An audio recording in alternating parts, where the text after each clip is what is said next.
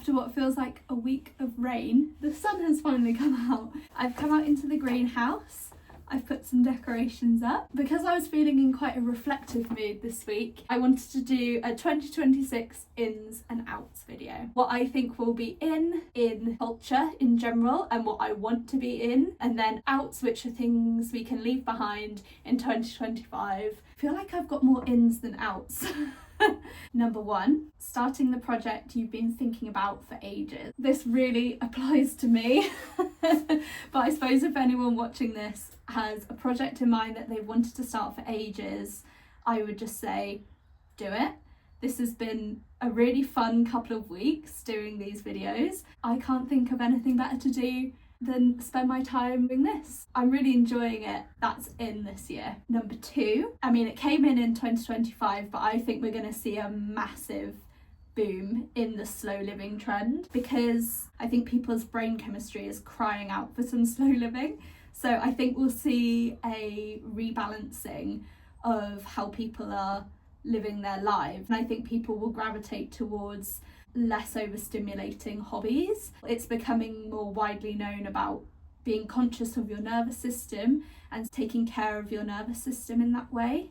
I think we'll see a lot more of that. And then sort of following on from that, I think we'll see a lot more analog technology. I think people will gravitate towards sort of using notebooks to keep track of things, physical calendars, physical diaries, because if it's all in one place on your phone, you can get distracted so easily by notifications and stuff that pop up, like TikTok and Instagram, instant sort of entertainment and instant like hits of dopamine. So I think people will gravitate towards the more analog. I think that's easier said than done, because our lives are on our phones now, or at least I feel like mine is sometimes. My job particularly is just looking at a screen all day, so I think people are going to be craving that analog. You might even see the switch to physical alarm clock, or maybe even relying on people's body rhythms to naturally wake them up. At least that's what I want to see. I want it to be in.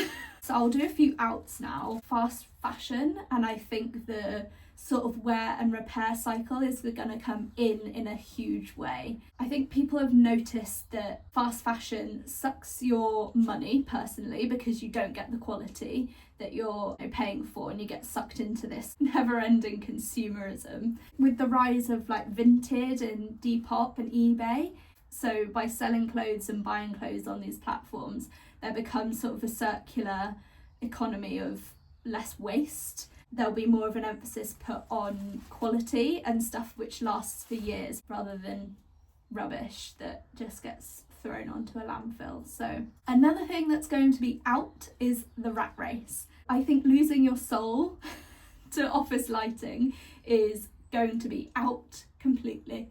Yeah, enough said on that one. I've put this in as a personal one.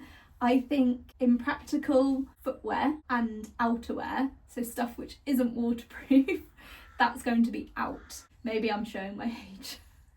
Another out for me is short form content. We're going to see a shift online towards the longer form, more real life, because the algorithms on social media are really hard to fight against, and they change all the time. We're seeing the people that post a lot, and we're seeing people that get really famous, but if someone you know posts, it only really shows you if it gets likes quite a lot. So they're applying like the influencer algorithm onto ordinary people, and it just means as a user you stop seeing what your friends are posting. So you think no one's posting, so there becomes an embarrassment attached to posting. And with social media feeds filled with ads, the actual social person-to-person aspect of social media is going. I think it's just become another worry for people, like particularly the typical influencer sort of content. I think that's going to become out. Yeah, that's just my opinion. One that's out for me is being nonchalant or acting like you don't care. It's going to become very, very cool and very trendy to actually have a passion about what you think and what you feel. It's not going to be cool anymore to not care. abstaining from politics. People need to hear your voice and what you think, and it's going to become really cool to have an opinion, whatever that opinion is. It will mean that people develop more empathy, I think, as a result of really fast news and really fast social media and communication. I think people have lost a little bit of empathy. When you actually talk to people person to person, there isn't that lack of empathy. I think being online has made it seem like people don't care, but I think it's going to become very cool to care.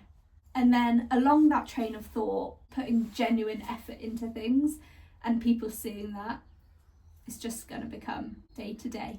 And because I've been feeling so reflective this week, I have also been thinking a lot about the use of AI in the creative space. I'm not really one to have a very strong opinion on stuff like this, but I think with AI it's brought out this like indignant kind of stubborn side to me. And I see what AI can produce and I don't like it. I think it's way cooler to use your brain for ideas. Like the youth are using AI as slang for something if it's fake or if it's useless. That just tells us everything. To be creative, your brain needs to be in a certain wavelength, sort of an active relaxation. So that's why a lot of people get their best ideas in the shower or on a walk. Training your brain to get into that space, into that creative wavelength, takes effort and takes time. When you're using AI to create things for you,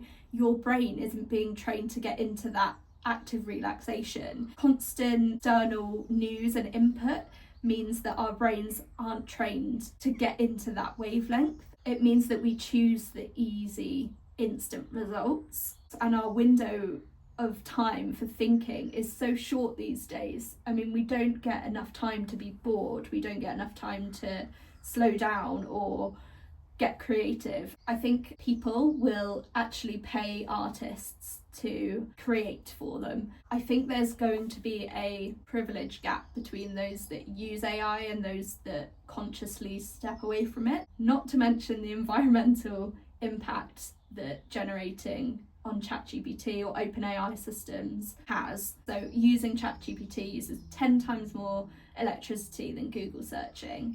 And just asking ChatGPT 20 questions costs us half a litre of water. With those figures, it's not worth it for me. Anyway, I think we're going to see an in with club music and house music. I think we've already seen that with Harry Styles' new single. Do you know the trend that went around and it was like, this is me in 2016 and this is me in 2026?